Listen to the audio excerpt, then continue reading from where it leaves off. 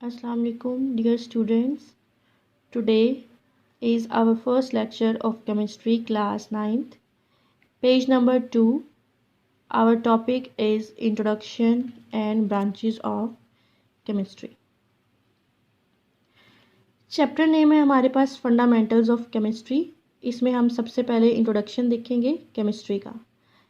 Chemistry का introduction इस तरह से देखेंगे, हम ये देखेंगे कि केमिस्ट्री क्या है, ये ब्रांच साइंस की है तो इसको ब्रांच में डिवाइड करने की हमें क्यों ज़रूरत महसूस हुई। ठीक है, उसके बाद हम इसके ब्रांचेस को देखेंगे। केमिस्ट्री हमारे पास मेन सब्जेक्ट है, इसको हम फर्दर जब स्टडी करते हैं तो इसकी डिफरेंट ब्रांचेस में हम इसको स्टडी करते हैं। इसकी ब्रांचेस को क्यों बनाया गया, क्यों इसकी ब्रांचेस की डिवीजन की गई, हम वो डिटेल से पढ़ेंगे। ठीक है, सबसे पहले हमारे पास केमिस्ट्री के इंट्रोडक्शन से पहले हमारे माइंड में आता है कि केमिस्ट्री जो है वो कहाँ से डिराइव हुई है। केमिस्ट्री जो टर्म है, जो वर्ड है, ये हमारे पास बेसिकली साइंस है, ये तो हमें पता है। लेकिन साइंस क्या है, हमें इस चीज़ का भी तो नॉलेज होना चाहिए ना। तो साइंस का नॉलेज जो है वो किस तरह से आएगा। सबसे पहले अगर हम इंट्रोडक्शन देखें केमिस्ट्री का, उसमें हमारे पास सबसे पहले जो क्वेश्चन आता है वो आता है व्हाट इज़ साइंस। साइंस क्या चीज़ है, साइंस क्या है, इसका हमारी लाइफ में रोल क्या है, हम इसको क्यों स्टडी करते हैं। कोई भी चीज़ है उसको करने के लिए कोई ना कोई रीज़न तो होनी चाहिए। अगर हम इसको स्टडी कर रहे हैं तो इसका रोल भी हमें पता होना चाहिए कि इसका रोल हमारी लाइफ में क्या है, हम इसको इतनी ज़्यादा इम्पोर्टेंस क्यों देते हैं, हम इसको इतना स्टडी क्यों कर रहे हैं कि हमें साइंस की डिफरेंट ब्रांचेस बनानी पड़ी हैं। जैसे कि केमिस्ट्री है, बायोलॉजी है, फिज़िक्स है, वो हम अलग अलग से एज अ सब्जेक्ट क्यों स्टडी करते हैं। सबसे पहले हम अगर साइंस को देखते हैं तो साइंस हमारे पास एक लैटिन वर्ड है सेंटिया, वहाँ से डिराइव हुआ है। साइंस हमारे पास लैटिन वर्ड है जो कि डिराइव हुआ है वर्ड सेंटिया से। अब सेंटिया जो है इसका मीनिंग क्या है, इसका मीनिंग है नॉलेज। ठीक है, यहाँ पे अगर हम सेंटिया वर्ड का मीनिंग देखें तो वो हमारे पास नॉलेज है। अब नॉलेज हमारे पास कौन सा हो सकता है, हमारे पास नॉलेज उर्दू भी है, हमारे पास इंग्लिश भी है, हमारे पास इस्लामिक स्टडी भी है। सेंटिया जो वर्ड है इसका जो मीनिंग नॉलेज है, इसको हमने देखना है कि ये किस तरह से रिलाई करता है हमारे ऊपर साइंस। साइंस जो है हमारे पास बेसिकली वो नॉलेज है जो कि हम गेन करते हैं हाइपोथेसिस से, ऑब्जर्वेशन से एंड एक्सपेरिमेंट से। हम हाइपोथेसिस करते हैं, उसको ऑब्ज़र्व करते हैं, उस पर एक्सपेरिमेंट्स करते हैं। वो जो नॉलेज हमें इन तीनों पॉइंट से गेन होता है वो नॉलेज हमारा होता है साइंस में। ठीक है, ये तो हमारे पास साइंस जो वर्ड है उसको हमने एक्सप्लेन किया। अब हम इसके बाद इसकी डेफिनेशन को देख लेते हैं। इसकी डेफिनेशन में हमारे पास क्या है, the knowledge that provides understanding of this word and how it works. The knowledge कौन सा है अब हमारे पास, हाइपोथेसिस, ऑब्जर्वेशन एंड एक्सपेरिमेंट से जो हमें नॉलेज मिलता है वो है, जो कि हमें प्रोवाइड कर रहा होता है अंडरस्टैंडिंग ऑफ दिस वर्ड कौन सी, जिसमें हम रह रहे हैं। इसमें हमारे पास डिफरेंट चीज़ें होती हैं, उसको हम अंडरस्टैंड करते हैं with the help of science and हम ये देखते हैं कि ये किस तरह से वर्क कर रही हैं। ये इस वर्ड में चीज़ें जो हैं, जो थिंग्स हैं, वो किस तरह से वर्क कर रही हैं, उसको हम बोलते हैं साइंस। ये थी हमारी साइंस की डेफिनेशन। ये हमारे पास थोड़ा बैकग्राउंड था केमिस्ट्री का। अब हम बात करते हैं केमिस्ट्री की। केमिस्ट्री क्या होती है। केमिस्ट्री हमारे पास ब्रांच है साइंस की जो कि डील करती है with the composition, structure and properties, reactions of matter. अब यहाँ पे हमारे पास जो मैटर है उसका वर्ड यूज़ हो रहा है, तो यहाँ पे हम ये देखेंगे कि जो मैटर है उसका मीनिंग क्या है, मैटर होता क्या है, फिर हम अंडरस्टैंड कर सकेंगे केमिस्ट्री की डेफिनेशन को। मैटर को हमने डिफ़ाइन कर लिया है कि मैटर हमारे पास क्या होता है, जो मैस भी रखता है और ऑक्यूपाई करता है स्पेस को भी। अगर हम एग्जांपल देखें मैटर की कौन कौन सी हो सकती है, तो जिस तरह हमारी बॉडीज़ हैं, जिस तरह ये हमारे पास एक पेंसिल है, इसका मैस भी है और अगर हम इसको इस तरह प्लेस कर देते हैं तो ये स्पेस भी ऑक्यूपाई करेगी। इसी तरह हमारी जो ह्यूमंस की बॉडीज़ हैं या जो भी लिविंग थिंग्स हैं उनकी बॉडीज़, वो सब जो हैं वो मैटर है, एक्सेप्ट एयर। एयर जो है वो हमारे पास मैटर नहीं है। क्यों? क्योंकि उसकी ना तो कोई मैस है और ना ही वो कोई स्पेस जो है वो ऑक्यूपाई करती है। लेकिन अगर हम उसको किसी भी सिलेंडर में डाल देते हैं तो फिर उसका मैस भी आ जाता है और वो स्पेस भी ऑक्यूपाई करती है। ये तो हमारे पास यहाँ पे थी डेफिनेशन केमिस्ट्री की, जिसमें हमने पढ़ा कि ये डील करती है with the study of composition, structure, properties में हमारे पास फिज़िकल प्रॉपर्टीज़ भी आ सकती हैं और केमिकल प्रॉपर्टीज़ भी आ सकती हैं। हमारे पास जो फिज़िकल प्रॉपर्टीज़ होती हैं वो हमारे पास रिलेटेड होती हैं फिज़िकल स्टेट के, और जो हमारे पास केमिकल प्रॉपर्टीज़ होती हैं उसमें हमारे पास मैटर की कंपोजिशन प्रेजेंट होती है। नेक्स्ट अब हम चलते हैं अपने दूसरे टॉपिक की तरफ, branches of chemistry. Branches of chemistry में हमने इसको डिफरेंट ब्रांचेस में डिवाइड किया है। सबसे पहली जो हमारे पास ब्रांच है वो है फिज़िकल केमिस्ट्री। फिज़िकल केमिस्ट्री, इसमें क्या होता है, ये हमारे पास ब्रांच है, it is a branch of chemistry that deals with the relationship between the composition and physical properties of matter along with. अब इसमें होता क्या है, डील कर रही है, हमने देखा है कि हमारे पास केमिस्ट्री की ब्रांच है जो कि डील कर रही है with the relationship between composition में अगर हम बात करें वाटर की, जिसमें हमारे पास H2O है, तो H2O जो हमारे पास वाटर मॉलिक्यूल बना है उसमें कंपोजिशन किस किस की है, ऑक्सीजन की है एंड हाइड्रोजन की है। हाइड्रोजन और ऑक्सीजन कंबाइन होके हमारे पास वाटर मॉलिक्यूल बना रहे हैं, वो होगी उसकी कंपोजिशन।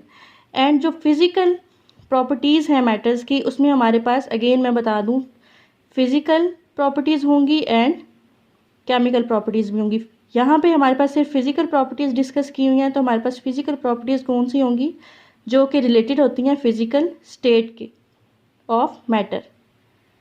इसकी एग्जांपल अगर हम देखें तो हमारे पास इसकी एग्जांपल जो है वो है स्ट्रक्चर ऑफ एटम्स। अब एटम्स के जो स्ट्रक्चर्स होते हैं, कोई से भी एटम्स हो सकते हैं, कोई स्पेसिफिक नहीं है। दूसरा हमारे पास है फॉर्मेशन ऑफ मॉलिक्यूल।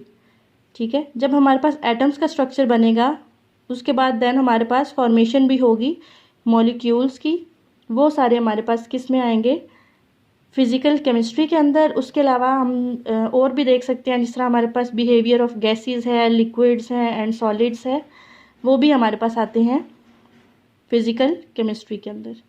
ठीक है, ये हमारे पास थी पहली ब्रांच। दूसरी ब्रांच है हमारे पास ऑर्गेनिक केमिस्ट्री।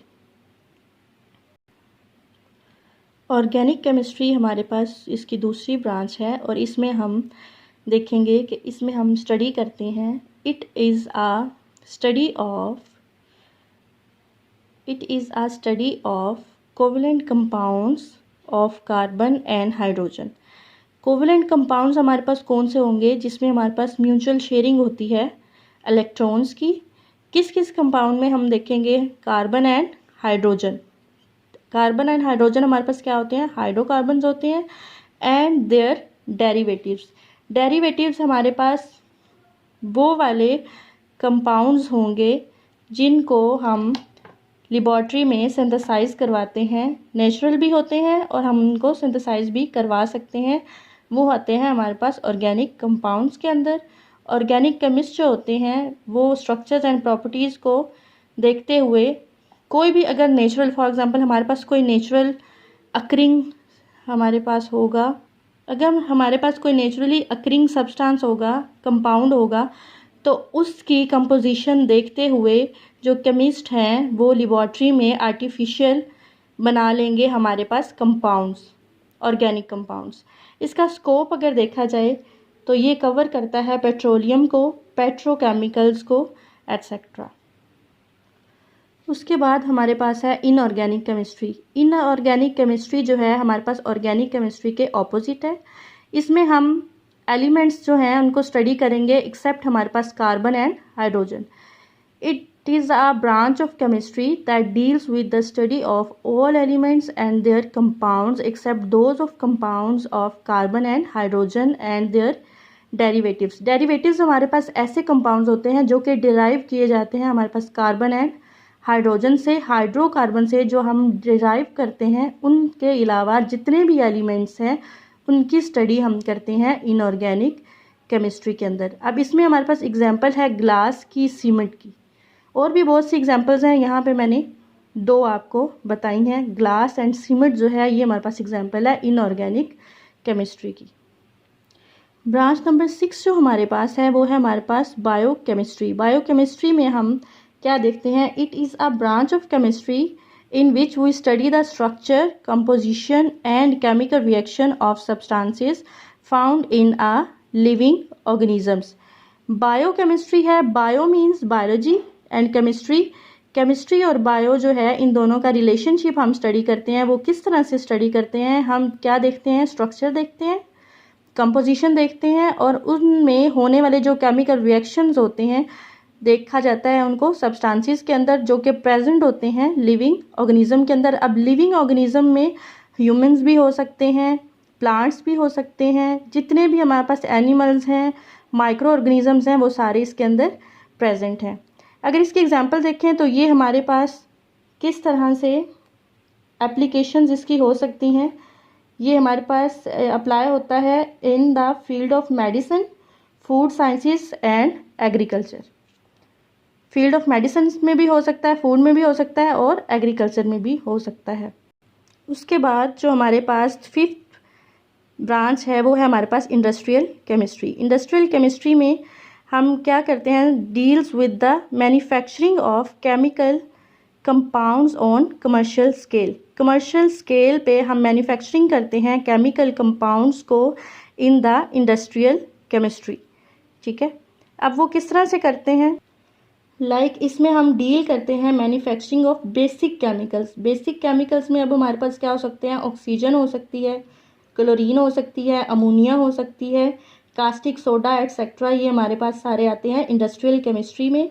ये जो केमिकल्स होते हैं हमें प्रोवाइड किए जाते हैं रॉ मटेरियल की फॉर्म में फॉर मैनी अदर इंडस्ट्रीज़ में, और इससे हम डिफरेंट फर्टिलाइज़र्स बनाते हैं, सोप बनाते हैं एंड पेंट्स की मैन्युफैक्चरिंग में हेल्प करते हैं।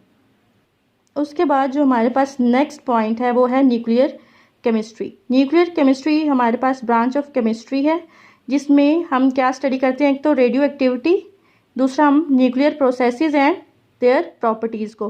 प्रॉपर्टीज़ में अगेन फिजिकल एंड केमिकल दोनों प्रॉपर्टीज़ होंगी। रेडियो एक्टिविटी हम देखते हैं और न्यूक्लियर प्रोसेसेस देखते हैं। इसमें और हम किस तरह से इसको स्टडी करते हैं? न्यूक्लियर केमिस्ट्री जो है ये जो मेन इसका कंसर्न होता है हमारे पास वो होता है ब्रांच कौन सी? With the atomic energy. इसमें एटॉमिक एनर्जी की ब्रांच होती है एंड इसके यूजेस होते हैं हमारी डेली लाइफ में। उसके अलावा इसमें ये ऑल्सो इंक्लूड होती है study of the chemical effects जो कि किसके रिजल्ट में आते हैं? Absorption of radiations with in animals, plants and other materials. मतलब जो एनिमल्स हैं, प्लांट्स हैं और अदर जो मटेरियल्स हैं उनमें जो केमिकल इफ़ेक्ट्स होते हैं उसके रिज़ल्ट को या उसकी एब्जॉर्प्शन ऑफ रेडिएशन जो हो रही होती है उसकी स्टडी भी हमारे पास किस में होती है? न्यूक्लियर केमिस्ट्री के अंदर होती है। उसके बाद जो नेक्स्ट है हमारे पास वो है इन्वायरमेंटल केमिस्ट्री। इन्वायरमेंटल केमिस्ट्री में हम क्या करते हैं? ये हमारे पास ब्रांच ऑफ केमिस्ट्री है। इसमें हम स्टडी करते हैं components of the environment and the effects of human activities. Human activities को भी देखते हैं। उसके अलावा हम अपने इन्वायरमेंट के कंपोनेंट्स को भी स्टडी करते हैं। इन्वायरमेंटल केमिस्ट्री जो होती है वो रिलेटेड होती है अदर ब्रांचेस के, जिस तरह हमारे पास बायोलॉजी है, जियोलॉजी है और उसके अलावा इकोलॉजी है, सॉइल एंड वाटर वगैरह जो है ये हमारे पास आते हैं। और अगर इसमें हम देखें कि इसकी एग्ज़ाम्पल क्या है तो वो हमारे पास ये नेसेसरी होती है इम्प्रूवमेंट के लिए और हमारे पास ये प्रोटेक्शन के लिए होती है अगेंस्ट पोल्यूशन। लास्ट जो हमारा पॉइंट है, लास्ट जो हमारी ब्रांच है वो है एनालिटिकल केमिस्ट्री। एनालिटिकल केमिस्ट्री जो है ये हमारे पास ब्रांच है केमिस्ट्री की। इसमें हम सेपरेशन करते हैं एंड एनालिसिस करते हैं of a sample to identify its components. Identify भी करते हैं और एनालिसिस भी करते हैं, सेपरेशन भी करते हैं। Deals with separation and analysis of a sample to identify and its components. इसमें अगर हम एग्जांपल देखें इसकी, तो इसकी एग्जांपल में इसका जो स्कोप है वो क्या होगा, फूड में होगा, वाटर में होगा, इन्वायरमेंटल एंड क्लिनिकल एनालिसिस में होगा। ठीक है, ये हमारा टॉपिक यहाँ पे क्लियर होता है। नेक्स्ट टॉपिक इंशाल्लाह नेक्स्ट लेक्चर में डिस्कस करेंगे। अल्लाह हाफिज़।